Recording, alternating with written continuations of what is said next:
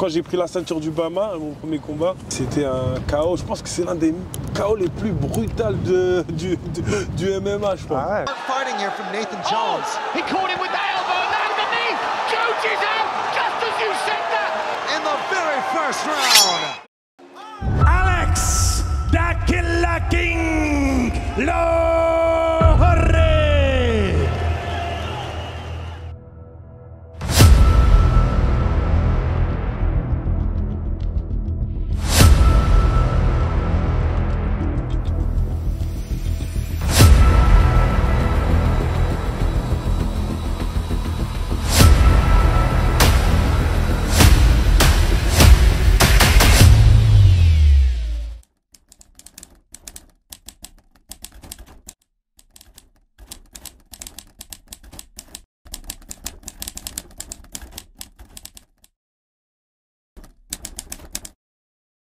Donc, comme vous le voyez, nous sommes avec Alex Lohore.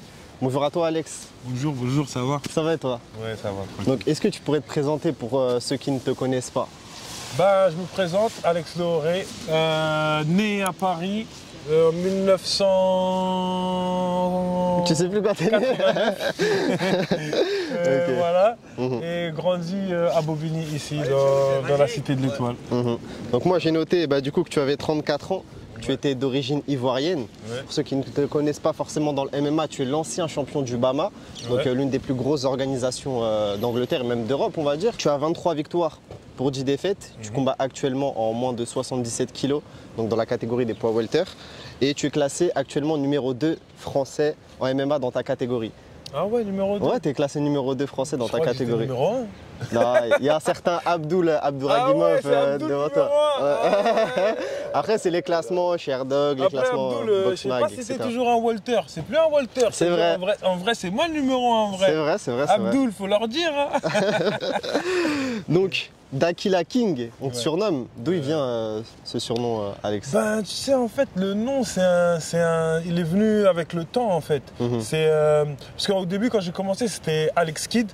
Tu vois, comme, je sais pas s'il y en a beaucoup qui connaissent le jeu vidéo de Master System. C'est un petit bonhomme qui tape, et il tape sur les petits carreaux. Et sur les carreaux, il y a de l'argent qui sort, tu vois. Donc, c'était plus ça, le truc, le délire MMA, Alex Kidd, Alex the Kid. J'étais jeune aussi à l'époque. Et après ça, on a dit, ça fait trop enfant un petit peu, faut commencer à changer. Et c'est-à-dire, on a mis The Killer Kid. Et après, on s'est dit, The Killer Kid, ça fait toujours pas trop. Ça fait enfantin un peu. Enfantin toujours. Et après, The Killer King, c'est venu tout seul. Hein. Et en plus, comme vous le voyez dans mes combats, il y a la couronne qui va avec, qui représente la Côte d'Ivoire. Et on aime bien la violence. Hein. Donc, le tout, c'est. En fait, c'est plus. En fait, comme tu l'as dit, je viens de la Côte d'Ivoire. Et en Côte d'Ivoire, il n'y a pas vraiment de représentant du MMA. C'est vrai, ça. Il y a Youssouf Binaté là dernièrement, je sais pas si tu as vu. Il combat à l'Ares. Il combat à Arès. Ouais, il a un palmarès, je crois, de 4-0 et 4 finishes au premier round. 4 finishes, c'est bien, c'est bien. C'est un Ivoirien aussi. Ouais, c'est un Ivoirien. Je crois qu'il a 25 ans, quelque chose comme ça. D'accord, c'est bien. Et je pense qu'il y en a un autre aussi qui combat à Hexagon. Parce qu'il a il a 2 ceintures, je crois, au Hexagon. Je ne me rappelle plus trop de son nom, mais je l'ai rencontré une fois, il n'y a pas longtemps, au PFL Paris, il était là-bas. Et voilà, c'était ça en fait.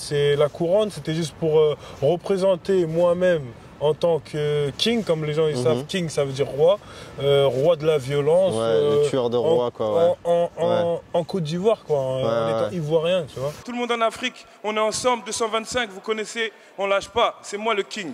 Donc voilà, c'est un mélange de tout, un mélange de ma personne, de qui je suis, et comme vous le savez, hein, on vient d'ici, hein, la violence c'est 93, on aime ça. Exactement. Justement, avant de revenir sur ton parcours de combattant professionnel, est-ce que tu pourrais nous parler de l'endroit où on se situe aujourd'hui? Ici, c'est mon quartier, c'est chez moi, c'est ce qui m'a fait, c'est ce qui m'a montré que j'avais des facultés un peu plus faciles que les autres dans les combats, dans la violence, pas dans la violence, mais dans la bagarre. pour être plus, pour pas être vulgaire dans la bagarre. Voilà, c'est ce qui m'a formé, qui m'a donné mes principes. Tous mes grands, les grands qui ont grandi avec moi, les personnes, mes amis, notre mentalité qu'on a eue ici, parce qu'ici c'est comme un petit village en fait. Là, là, vous voyez, c'est un peu. De toute façon, on va te suivre même si tu veux, on peut te suivre pour que tu nous montres là où tu habites. On fait le tour. Mais là, comme vous voyez, c'est en rénovation. Donc il y a plein de bâtiments là qui ont été démolis. Il y avait une mairie là-bas, il y avait un rond-point à l'époque. Donc, je sais pas, les gens ils doivent connaître le clip de Tandem 93 Hardcore. Il a été filmé là. McTayer et McGregor, il a été filmé là-bas. Mais à l'époque, il y avait une boulangerie et tout. C'était vraiment ghetto. Donc voilà, c'était là. Hein. Et toi, quand tu revois cette cité, quels sont les souvenirs qui te reviennent en tête? Des bons souvenirs déjà. C'était jamais des mauvais souvenirs. C'était toujours. C'était bien. Bon. C'est vrai qu'on n'avait pas tout ce qu'on voulait, mais on avait des bons principes, on s'entraidait. Tu vois, moi j'ai grandi tout seul, j'ai pas de grands frères ou de petits frères ou trucs comme ça. Donc mes grands frères c'était les grands de la cité, mes petits frères c'était les petits de la cité. Ma mère, elle était souvent au travail, donc les mères de mes amis, c'était eux qui me faisaient à manger des fois. On partageait notre goûter quand on allait au foot. Là, il y a le stade de la Motte. Tout le monde a fait le foot là-bas. Il y avait le Red Star 93 qui était là-bas, donc on s'est tous inscrits. Nos parents nous ont tous mis là-bas. Donc tu as fait du foot toi avant de faire du foot. On a fait du foot. J'ai fait du foot jusqu'à quel âge? J'ai fait du foot jusqu'à peut-être 13, 14 ans. Et après, on a vraiment. J'ai perdu un peu l'amour du foot parce que. Il fallait de l'argent, il fallait manger. C'est clair, c'est clair. J'allais au foot et tout. Moi, mes potes, ils avaient leur mère qui venait regarder, leur père qui venait regarder. Ils avaient des bons goûters et tout. Mes potes, ils vont regarder, ils vont rigoler. Moi, je venais avec mes gâteaux secs tout le temps. Je prenais les sandwichs des gens. À l'époque, depuis jeune, ma mère, elle me laissait sortir, elle me regardait par la fenêtre. On a vraiment eu cette enfance où on était vraiment libre un peu, tu vois. On pouvait sortir et nos parents ils pouvaient nous regarder de là-haut et nos amis on criait par la fenêtre pour appeler nos potes. Il y avait un pote qui habitait là-haut. Il y avait tout en fait. C'était la belle époque et comme vous voyez, c'est comme un petit village cette cité. C'est vrai, c'est un peu fermé et il n'y a que les gens d'ici qui venaient ici. C'était vraiment très bien. C'était bien pour la communauté, pour nos parents. On a tout ici. On a une petite pharmacie comme vous voyez là-bas. L'école primaire, elle est là-bas. Il y en avait même la maternelle aussi, là. On avait tout en fait dans la cité. Et toi, quelles étaient tes passions à cette époque, avant de partir en Angleterre? Qu'est-ce qui te passionnait? J'aimais bien, on aimait bien le foot. On aimait bien la bagarre, les films de Jean-Claude Van Damme. Après, il y avait les dessins animés, Dragon Ball Z, Olivier Tom. Après, il y avait quoi comme autre passion que j'avais? Jeux vidéo, tout ça un peu? Les jeux vidéo, oui. Classique. ISS, on n'était pas trop dans FIFA. C'est maintenant FIFA l'a pris dessus, mais avant c'était ISS, Pro Evolution. Après, il y avait quoi d'autre? C'est tout, je pense qu'il n'y avait pas trop de. Tu pensais pas au sport de combat, à la bagarre, tout ça à cette époque? On avait il y avait quelqu'un de notre cité qui combattait, mais j'ai oublié comment il s'appelle. Il faisait de la Muay Thai. Il faisait de la Muay Thai et j'ai toujours voulu en faire. Et ma mère, elle me disait toujours non. Non, t'en fais pas parce que déjà tu fais beaucoup de bagarres dehors et tout. Donc, t'étais un enfant un peu dissipé, t'étais pas trop sage. Moi j'étais toujours dehors, depuis jeune j'ai été dehors, tu vois. Comme j'ai dit au début, moi ma mère, il n'y avait que elle. C'est-à-dire quand elle n'était pas là, elle était obligée de ne pas être là parce qu'il fallait payer le loyer, il fallait travailler. Il fallait travailler. Donc quand elle n'était pas là, moi je rentrais de l'école, boum, jetais mon sac, j'étais dehors chez mes potes ou dehors ici, on traînait. Donc il y a toujours des histoires, tu vois, quand tu es dehors avec tes amis, tu vois, il y a toujours des petits trucs. Donc après ça revenait toujours dans les oreilles de ma mère. Des fois mes potes, leurs parents ils montaient, ou des fois c'était l'inverse et moi je me faisais taper. Tu vois, c'était. Parce que moi j'étais seul, tu vois. Il y en a, ils avaient des grands frères. Donc c'était compliqué. Ouais. Mais c'est ce qui nous a formés, c'est ce qui nous a montré, qui m'a montré mes principes aujourd'hui, le chemin de la vie, ce qui a fait que je suis toujours en vie aujourd'hui, parce que je sais quelles limites pas dépasser avec les personnes, tu vois. Et aussi un truc qui était très bien, que j'ai toujours vu dans cette cité, c'est la foi. La foi en Dieu. Il y a toujours, je me rappelle depuis petit, je voyais les parents de mes amis se lever le matin, aller prier et tout. Et ça m'a vraiment marqué. Hein, et j'ai vraiment gardé ça. Donc on le rappelle, toi, tu es musulman? Ouais, je suis musulman. Tu t'es reconverti ou tu es né Je sais pas si on peut dire une reconversion. C'est plus que... ma mère, elle est chrétienne, mais mon père, il est musulman. Donc j'ai toujours... Bon, j'ai pas grandi avec mon père, mais j'ai toujours eu... quelque chose pour la religion islamique, pour la religion musulmane, l'islam, voilà. Et maintenant, je suis dedans à fond. Je suis dedans à fond.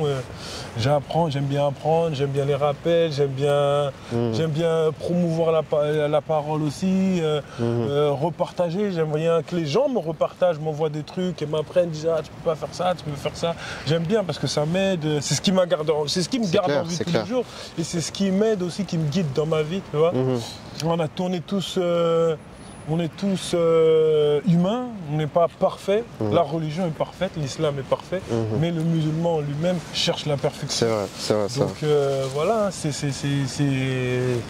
ça. Et voilà, c'est pour ça qu'à chaque fois que je reviens ici, ça me remotive, ça me redonne de la force. Et je peux pas oublier. Quand tu regardes là d'où tu viens et là où tu es aujourd'hui, waouh, je me dis waouh. Je me dis waouh. Et c'est à quel moment que du coup tu as décidé de commencer les sports de combat? C'est à partir de ton départ en Angleterre, c'est ça? Non, bon, je suis parti en Angleterre et j'avais 15 ans. J'avais 15 ans et peut-être, on va dire quoi, peut-être 5 ans après, hein, j'ai commencé quoi? Moi j'ai commencé à 21 ans, j'ai fait un peu de boxe. Ah, t'as commencé assez tard quand même? Ouais, j'ai commencé tard. J'ai fait un peu de boxe. Et j'ai pas vraiment aimé la boxe anglaise, je pensais que c'était pas... C'est à cause de quoi? À cause des coups, à cause du style? C'était plus le style. Le fait que tu utilises que tes poings, quoi. Ouais, c'était que les poings. Je me disais, mais j'ai mes jambes, j'ai mes genoux, j'ai mes coudes. Je peux... Il manque quelque chose, c'est pas assez, c'est pas vraiment la bagarre, tu vois. Donc il y a un ami à moi qui m'a ramené vers une salle de MMA. C'était quoi la salle? C'était New Wave Academy en Angleterre. Ok. Et il m'a dit, vas-y, viens, je sais que tu vas être fort et tout dedans. Et moi, tu vois, au début, je voulais pas trop le faire, tu vois. Et je suis parti, et franchement, première séance, c'était une séance de shootboxing, où c'était boxe anglaise, et tu pouvais ramener au sol et tout. Et j'ai vraiment kiffé parce que, ça va, je me débrouillais bien debout. Mais quand ils me ramenaient au sol ou quand moi je les ramenais au sol, c'est eux qui avaient plus le contrôle. Ouais, je comprends. Et je me suis dit, comment ça se fait et tout? Je suis sur le mec, mais c'est lui qui contrôle. Ouais. Je suis sur mon dos et j'arrive plus à rien faire. C'est impossible que je vis dans ce monde et je connais pas ce sport. Et après, je suis resté dedans. Après, je commençais à apprendre encore plus. T'as kiffé. Après, il y avait la lutte. Après, il y avait tu vois, le grappling en lui-même. Après, j'apprenais plus de techniques. Après, même la boxe anglaise en elle-même, en MMA, elle est complètement différente que la boxe anglaise normale, tu vois. Il y a plus d'ouverture. Ouais, même la garde, elle est, c'est ça. Ouais, il y a plus d'ouverture, il y a plus de coups, il y a plus d'angles, d'anglements. Les fameux angles morts. Donc voilà, ouais. À l'époque, il avait une salle un studio, il faisait du rap et tout, et en même temps, il avait une salle de jeu. Et je me rappelle, toujours, on le saoulait pour aller jouer. Il avait Baby Foot, il y avait quoi encore? Il y avait la Dreamcast. Ah ouais, on jouait, c'était bien.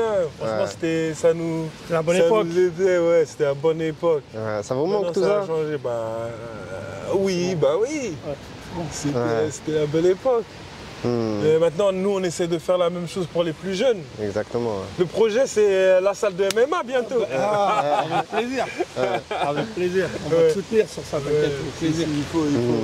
Ça va sinon? Impeccable? Ouais, ça va. Bon, ça fait plaisir. Je vais te laisser De toute façon, bosser. ouais, de toute façon, je suis là. On finit l'interview et après, je reviens. T'es là, j'arrive. Je suis là, moi. Vas-y. Vas-y, je t'appelle. Ah, ça fait plaisir de voir des petits moments comme ça, improvisés, tu vois, de temps en temps. Et du coup, pour revenir à ton parcours scolaire, comment ça s'est passé, toi, ton arrivée en Angleterre? Bah, au début, comme moi, je savais pas parler anglais. C'est-à-dire, déjà, il faut apprendre la langue. Ouais. C'est-à-dire, c'est comme si j'avais 15 ans, mais j'étais un nouveau-né, en fait. Ouais, je comprends. Toi, t'arrives dans un nouveau pays, tu connais pas la langue, tu connais personne. En plus, j'étais déjà bien, moi, ici. J'avais 15 ans, mais j'étais déjà bien. J'avais tous mes potes, j'étais à l'aise et tout, tu vois. C'était pas comme si... comme j'ai dit, la cité, il y avait tout, on était bien, j'étais dehors tout le temps, jamais je m'ennuyais, tu vois. En plus, t'es allé tout seul là-bas en Angleterre, toi, non? Ouais, je suis allé tout seul. Ma mère m'a envoyé direct là-bas chez mon Au oncle. casse-pipe. Casse-pipe direct. Ouais. Et voilà, c'était compliqué au début. Hein. Franchement, je vais pas mentir, j'ai pleuré pendant au moins 2 ans. Ouais, je comprends. J'ai envie de rentrer, c'est quoi ce truc de ouf, je comprends rien. Tu t'étais pas fait des potes entre-temps? Ah, après, bah oui, avec le temps, t'es obligé. Après, avec le temps, t'es obligé. Après, c'est bon, ça m'a pris peut-être quoi 2 ans facile avant d'accepter le fait que j'allais plus revenir en France, tu vois. Donc j'ai commencé à m'intégrer, j'ai commencé par apprendre l'anglais. Je faisais des cours d'anglais et tout. Et après, une fois que les cours d'anglais, une fois que je comprenais la langue un petit peu, j'ai commencé à travailler, j'ai fait de l'informatique. Et après ça, j'ai commencé à travailler. C'était pareil, hein, j'étais tout seul, il fallait des sous. Et voilà, comme je disais, c'était là mon bâtiment. Maintenant c'est 56, mais c'est le 15. Ouais. C'était le 15 à l'époque. Moi j'habitais tout là-haut, au dernier étage, à droite. Donc voilà. C'était là, le bâtiment. Maintenant là c'est beau. Bien refait. Ouais. C'était ouvert, tu vois, c'était pas fermé comme ça. C'était ouvert. Ok. Et ouais, donc l'école, c'était difficile hein, au début. Et voilà, je me suis mis dans l'informatique. Après l'informatique, comme j'ai dit, j'ai travaillé au McDo. Ah ouais, t'as fait plein de petits boulots quoi. Ouais, j'ai travaillé dans un truc à peu près comme sport des marques et tout. Après, j'ai travaillé pour une compagnie d'informatique qui faisait des installations de serveurs et tout ça. Et c'est là que je gagnais bien ma vie et tout. J'avais quoi? J'avais peut-être 20 ans. Je prenais 25K par an. Et je voyageais dans le monde, pratiquement toute l'Europe, tu vois. Mais j'étais pas satisfait de ma vie, tu vois. J'étais toujours au travail, je rentre chez moi, je suis fatigué. Après, à la fin du mois, la paye elle tombe, tu payes tes factures, tu regardes ta paye, tu dis ouais, j'ai fait tout ce travail pour ça. Ouais, je comprends. Mais quand j'ai commencé le MMA et tout, après ça, il y a un autre truc qui est arrivé, tu vois. J'étais au travail et je me disais, j'espère qu'aujourd'hui le travail va pas être long, comme ça je pourrais aller à l'entraînement pour m'entraîner et tout. Ouais. Donc tu as commencé ta carrière en 2013, c'est ça? Ouais. En amateur, j'ai noté. Ouais.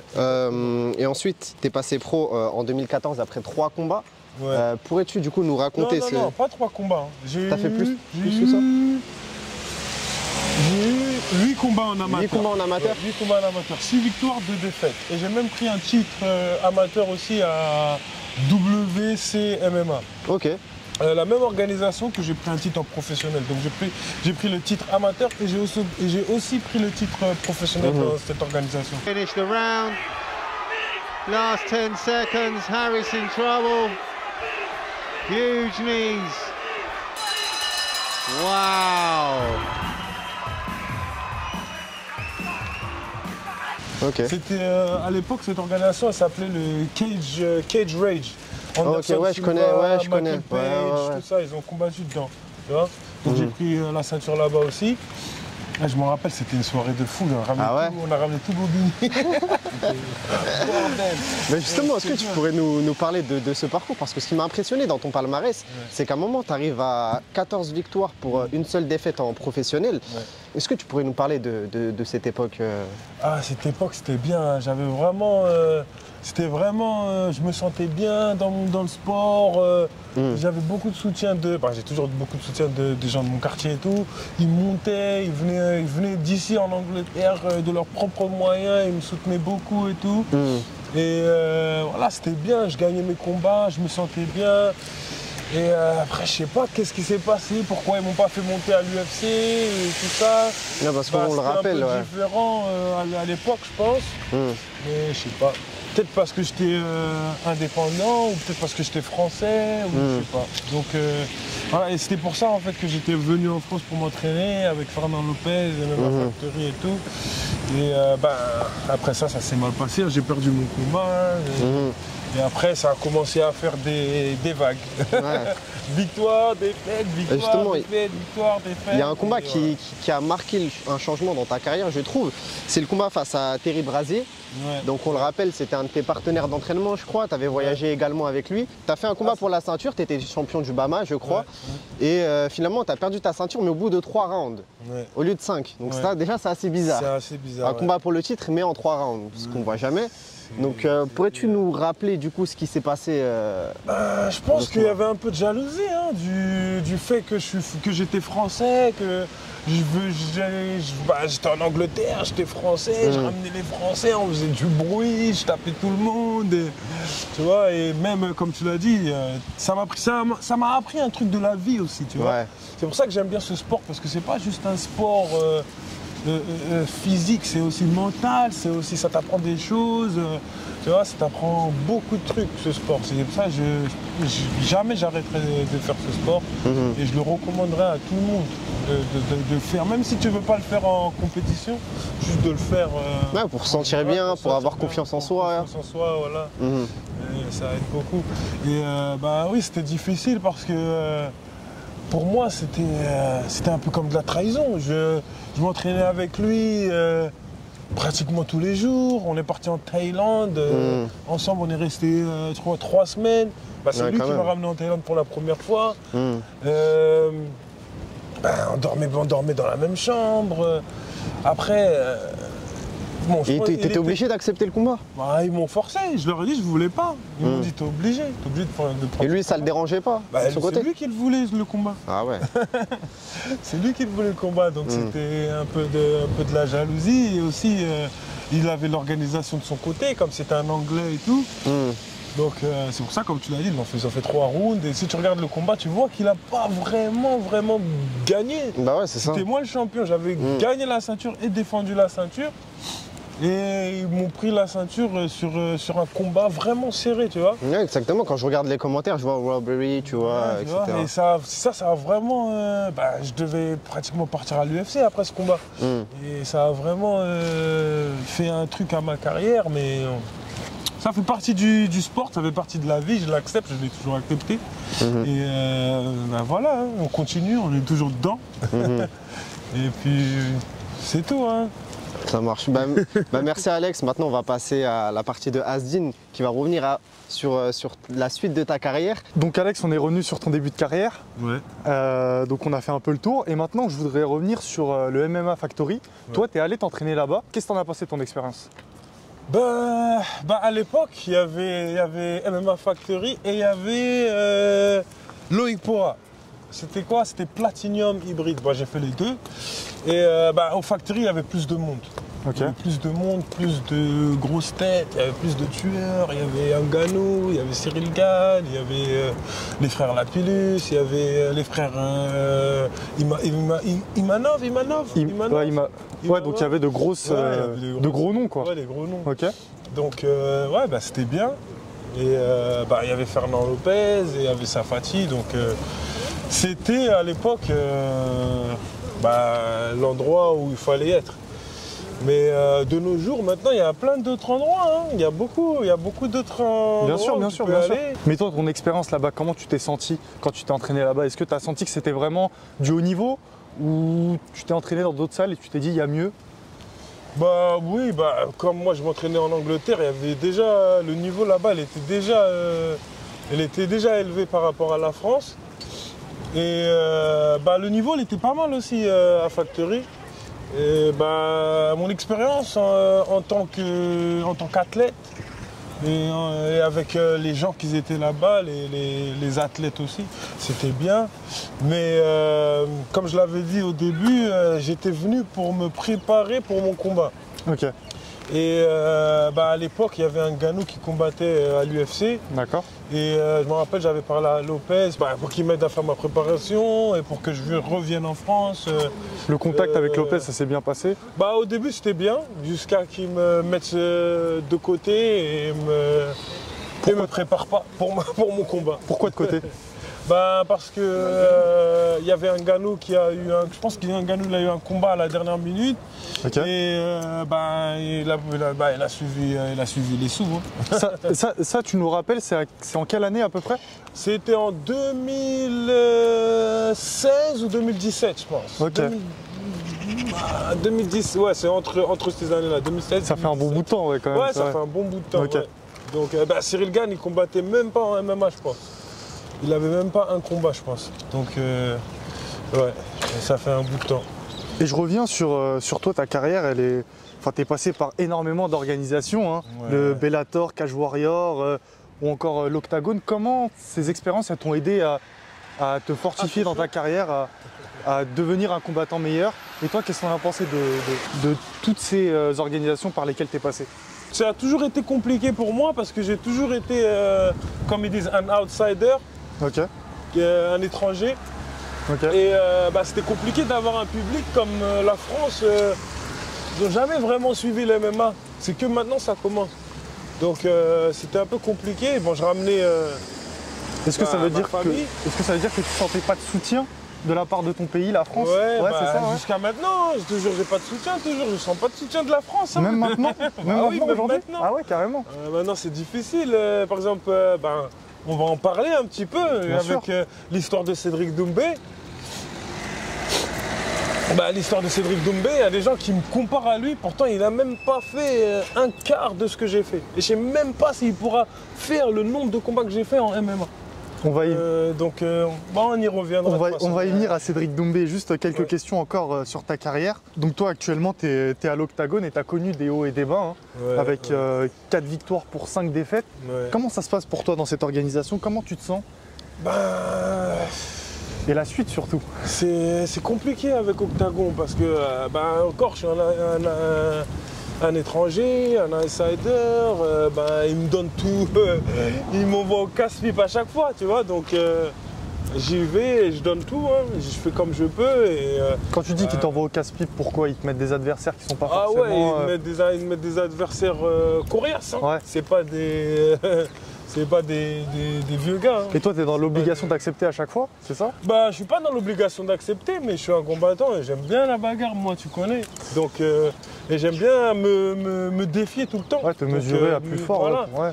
Et pour moi, c'est déjà aussi d'un côté, c'est mon taf. C'est-à-dire, si je combats pas, il n'y a pas de thune. Donc, des fois, j'ai pas eu le choix d'accepter des combats. Mais on sait... aussi, des fois, c'est moi qui voulais, tu vois. Des fois, ça s'est bien passé, il y a des fois, ça s'est pas bien passé. Tu parles justement de tes adversaires et on sait que dans ces organisations d'Europe de l'Est, souvent, il y a des... Voilà, il n'y a pas trop de contrôle antidopage. On peut voir que l'adversaire, des fois, est peut-être dopé. Hein. Et toi, est-ce que ça te freine justement? Tu te dis, ah non, lui, je sais pas, ou finalement, tu es obligé parce que... Je suis obligé parce que, comme tu dis, il n'y a pas beaucoup d'organisations qui font quelque chose contre ça, en vrai. Effectivement, ouais. Donc, même à l'UFC c'est bien, il y a des contrôles et tout, mais des fois, il y a des gens qui se font attraper à l'UFC. Donc, ouais. Et toi, tu le ressens vraiment, ces gens qui sont dopés, tes adversaires, tu le ressens même dans la cage, des fois, souvent? Après, des fois, par exemple, j'ai combattu Vemola, par exemple. Okay. Et le mec, sa force, elle n'a pas diminué pendant les 5 rounds. On a fait 5 rounds. Il a fait que de me ramener au sol. Et pendant les 5 rounds, sa force, elle n'a pas diminué donc tu l'as senti, quoi. D'un cran. C'est impossible. C'est impossible. Et quand tu vois tes adversaires se doper comme ça, toi, tu te dis pas... Ah, Mais peut-être pour que moi, ça me aussi. fait du bien. Hein. Moi, je me dis, je suis un vrai, tu vois, pour tenir contre des mecs comme ça et d'être là, et, tu vois, même si je gagne ou je gagne pas, ou, tu vois, au moins je suis là, je sais que je suis naturel et je le fais pour moi-même en fait, tu vois, c'est plus, je regarde pas trop les autres. Je le fais pour moi-même et voilà, j'essaie de montrer aux gens que t'as pas besoin de te doper. C'est pas grave, si eux ils veulent se doper, ils veulent le faire comme ça, bah faites-le comme ça.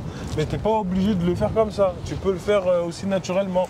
Vous allez regarder sur YouTube, sur internet, vous voyez mon corps et tout.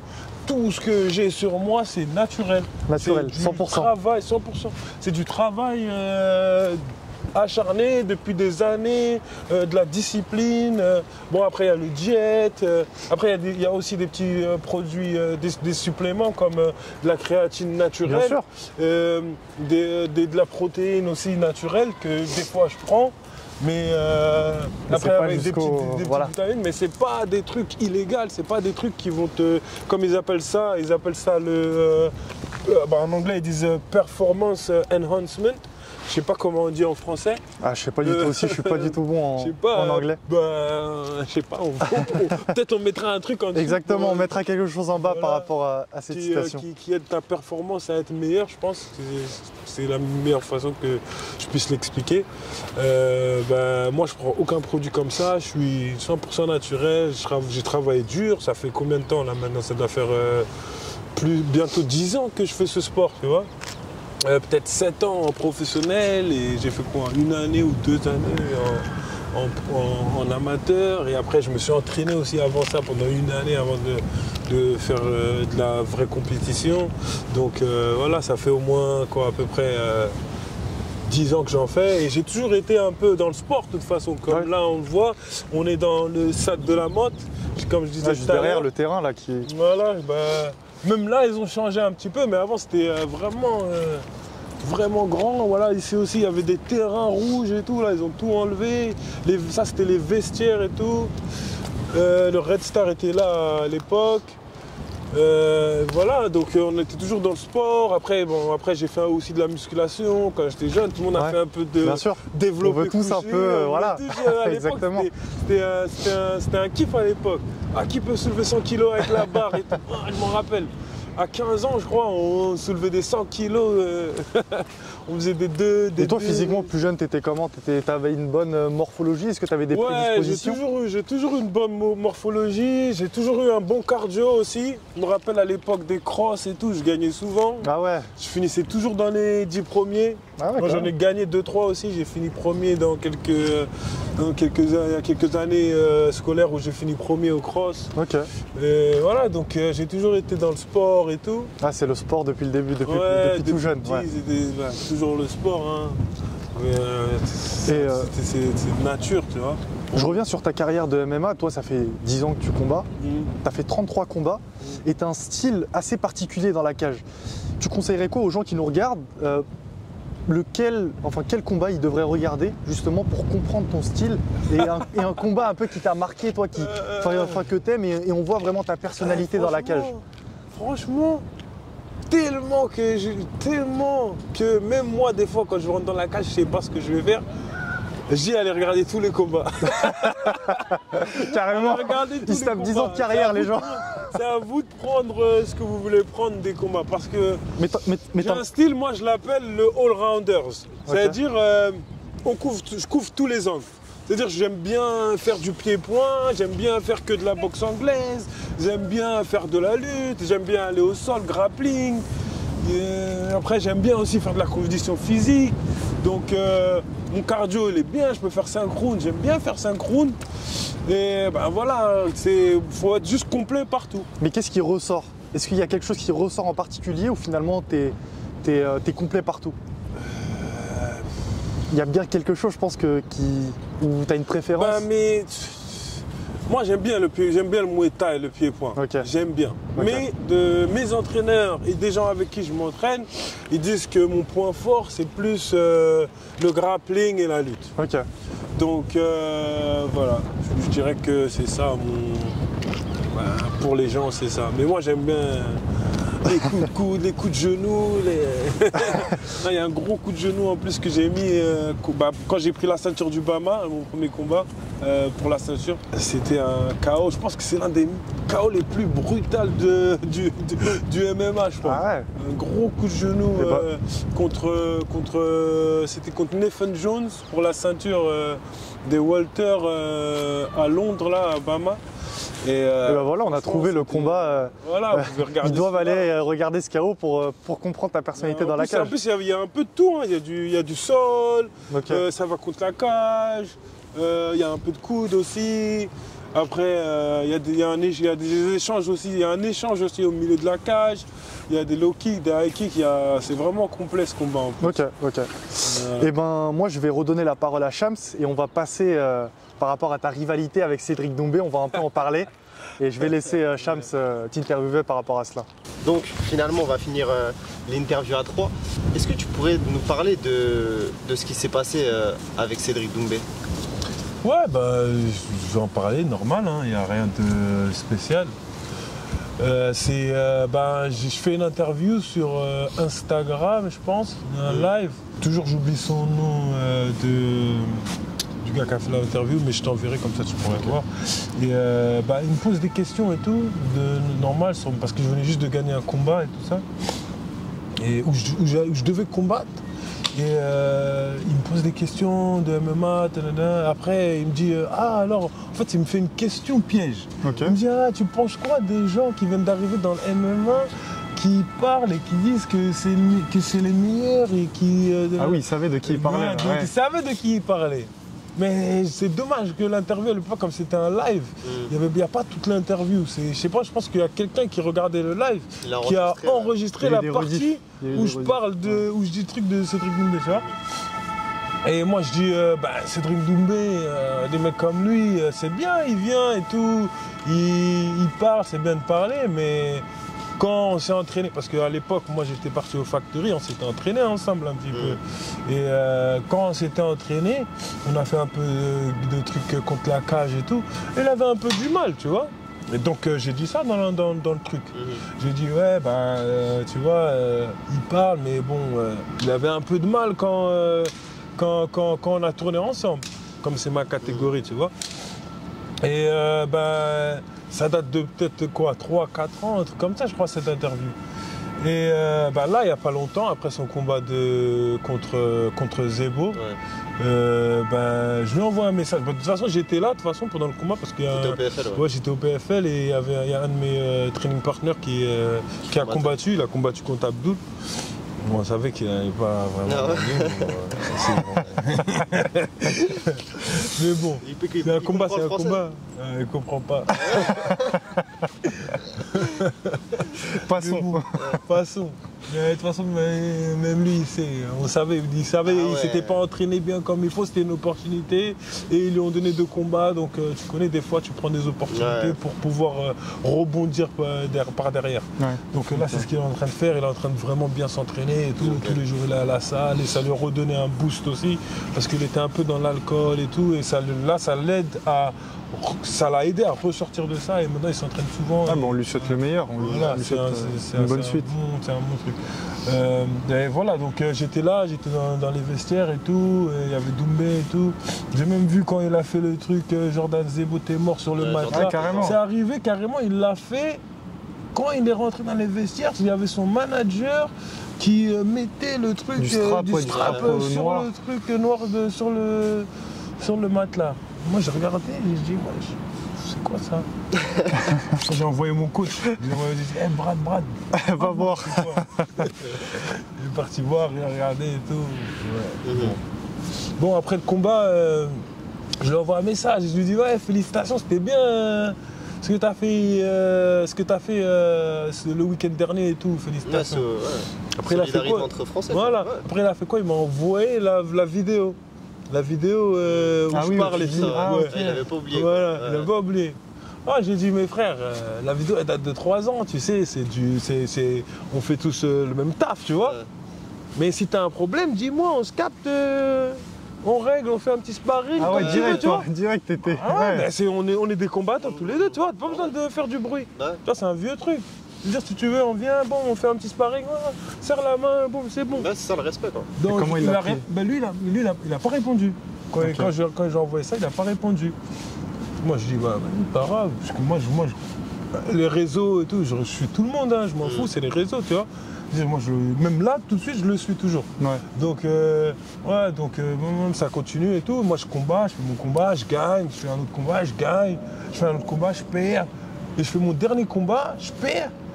Après, je suis énervé et tout, que j'ai perdu et tout. Je vais en Thaïlande. En plus, J'ai participé au tournoi de 1 million d'euros avec l'Octagon et tout.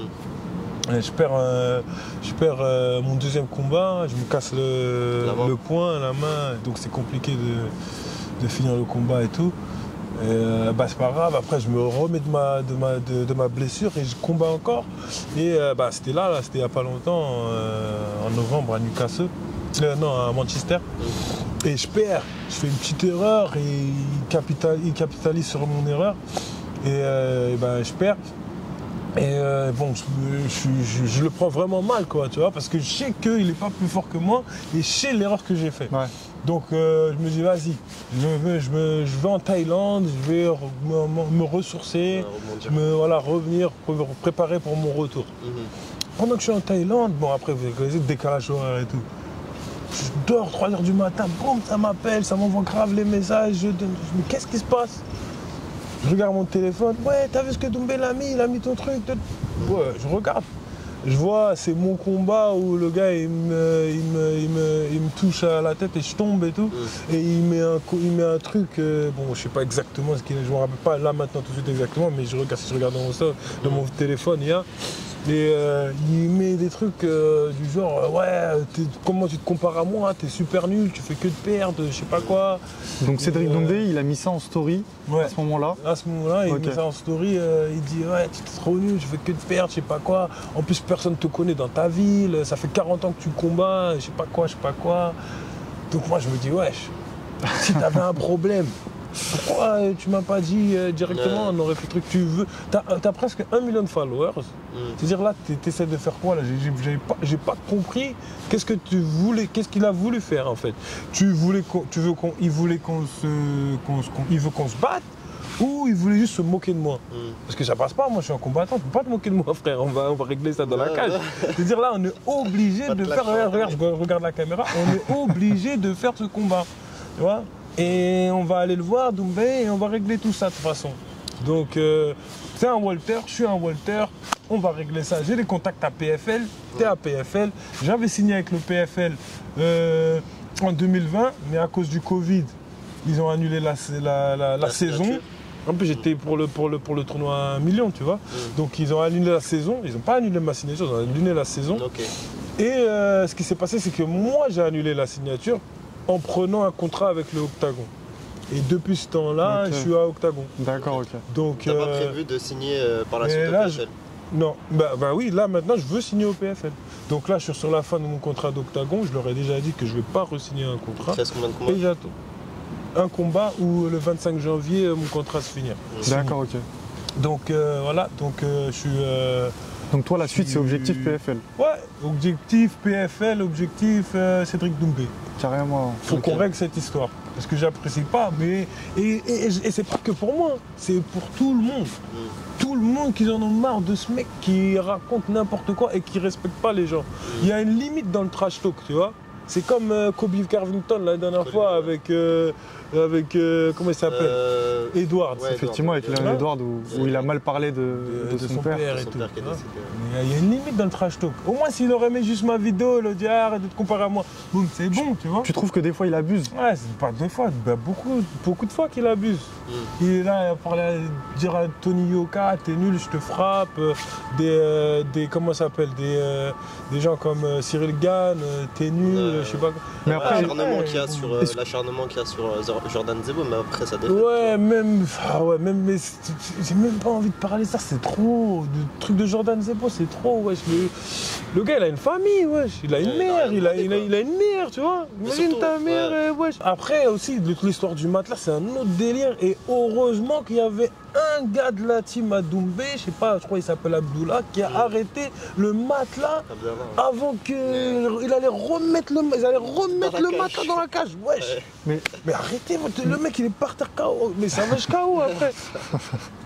Mais justement, tu parlais d'entertainment, tu penses pas que Cédric Doumbé, c'est un peu entre guillemets sa marque de fabrique Non, sa marque de fabrique, c'est le trash talk. Ouais. Voilà. Après, trash talk, mais trash talk pour trash talk avec du respect, tu vois. Ouais. Respecte les gens, respecte ce que les autres ils ont fait, tu vois. Moi, c'est tout ce que je dis. Respecte ce que les autres ils ont fait et respecte les gens, tu vois. Tu peux pas arriver dans un truc et dire ouais, bon, c'est bien de dire ouais, je suis le meilleur et tout, mais il faut pas dire que y a que toi, il y a personne d'autre, tu vois. Attends, c'est surtout ça, c'est surtout le fait qu'il arrive et qu'il parle beaucoup. Ouais. S'il avait fait et qu'il parlerait autant, c'est pas dérangeant. Mais t'as rien fait, frère. Ok, d'accord, c'est ça, toi. Okay. T'as rien fait. Et tu pourras pas faire plus que les gens ils ont déjà fait, tu vois ou pas? Je comprends. Parce que t'es déjà vieux, t'as déjà 31, 32 ans, tu combats une fois par an. Il a combattu combien de fois l'année dernière? Je crois qu'il a combattu 2 ou 3 fois. Ouais. Voilà. Il est en 4 ou 5-0 je crois. 4. Voilà, il est en 5-0 je crois. 5-0, ouais. Tu vois? Mais contre qui? Contre des gens que personne ne connaît, qui ne sont pas classés. Apparemment, il a 75 combats de kickboxing, mais je parie que ces combats de kickboxing, c'est des tournois de 3 minutes où il combat 6 combats de la soirée. Parce que 75 combats, il faut les trouver. Ils sont où? Ils sont sur YouTube, tu les as vus toi? Personnellement, non, mais je pense que quand même sa carrière en kickboxing mérite le respect, enfin, en tout cas au Glory, etc. Peut-être qu'il a battu des gros noms, peut-être que ouais, il mérite le respect dans le kickboxing. Ouais, mais comme tu as dit, ça n'a rien à voir. Mais tu vois comment vous le respectez pour son kickboxing? Bah, c'est exactement ce qu'il devrait faire pour les gens qui sont dans le sport qui viennent d'arriver. Ils doivent respecter ce que les autres ils ont fait. Tu vois, c'est tout. Respecte ce que les autres ils ont fait.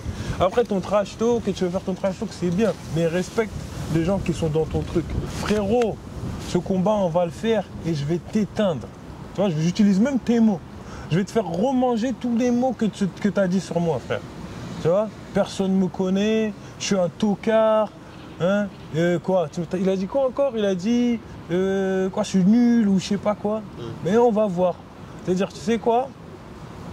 Signe le contrat, envoie le contrat, ou je sais pas qu'est-ce que tu veux faire, parle avec ton manager et on va faire ce combat. T'as pas le choix, frère. C'est tout. En tout cas, Cédric Doumbé aura entendu ton message, là il est clair. Ah oui, il est clair, il sait très bien de toute façon.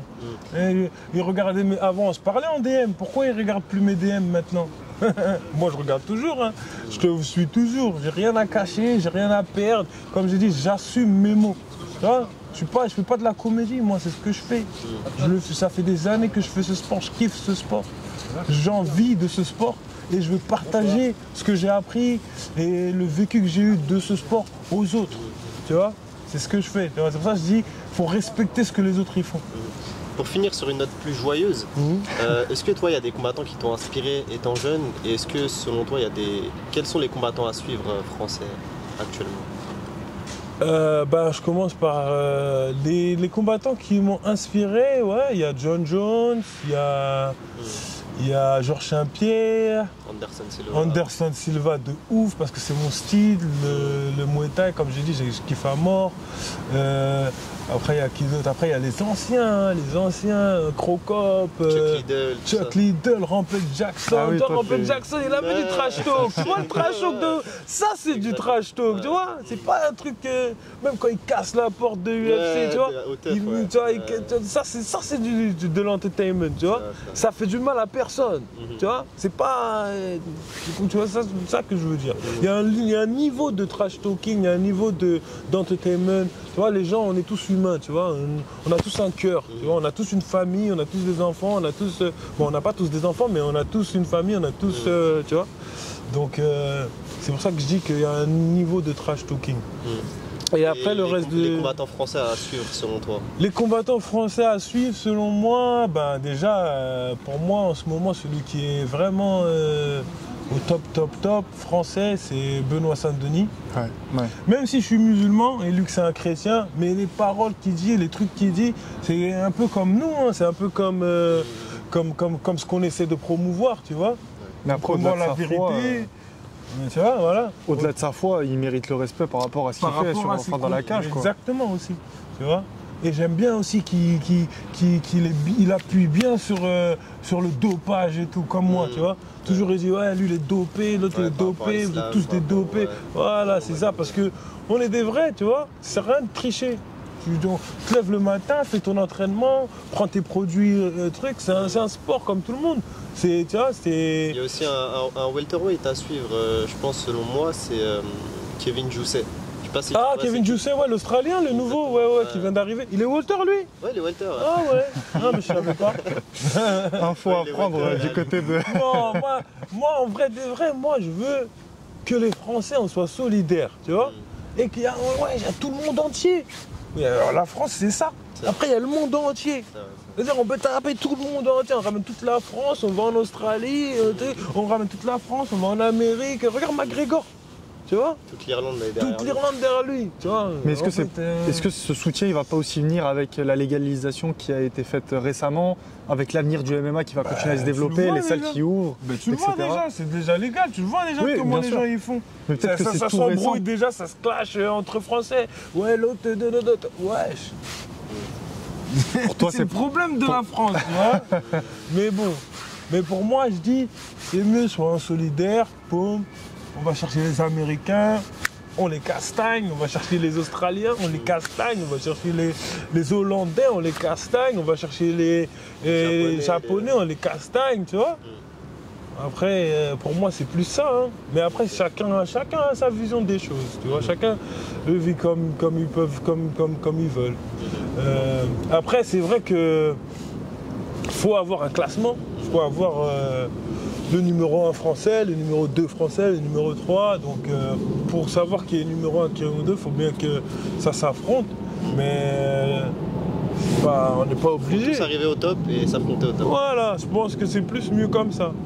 Hein, je préfère voir 2 Français combattre pour la ceinture de UFC que... combattre pour rien, quoi. Voilà, combattre pour rien. En tout cas, merci Alex pour cette interview. Ouais. J'espère que tu as apprécié et j'espère que les gens qui nous regarderont apprécieront également. Ouais. Et est-ce que tu aurais un dernier message pour les gens qui regardent cette interview?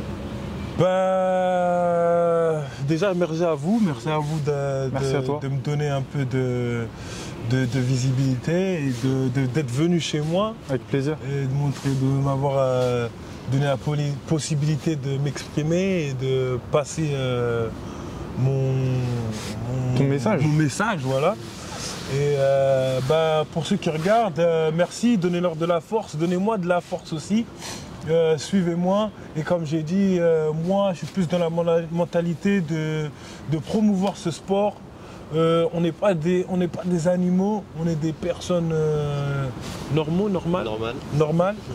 Et voilà, on essaie de... comme vous l'avez vu, moi je viens d'ici, je viens du ghetto et maintenant je vis de ce sport. Et je partage ce que j'ai appris de ce sport avec beaucoup de personnes. Bon, je suis en Angleterre, je le fais là-bas, je le fais beaucoup là-bas. Et j'aimerais bien aussi revenir en France et faire pareil, combattre en France et aussi partager ce que j'ai appris à l'étranger avec la jeunesse française. Pour que eux aussi puissent en faire leur passion, leur vie ou leur gagne-pain aussi, tu vois. Donc voilà, c'est une autre possibilité que le foot. Parce qu'avant c'était que le foot. Maintenant il y a le MMA. Donc c'est cool. On a hâte de devoir combattre pourquoi pas en France. Ouais, ce serait bien. Avec plaisir. Merci Alex et on se dit à la prochaine pour d'autres vidéos sur le parcours. Merci. Nickel.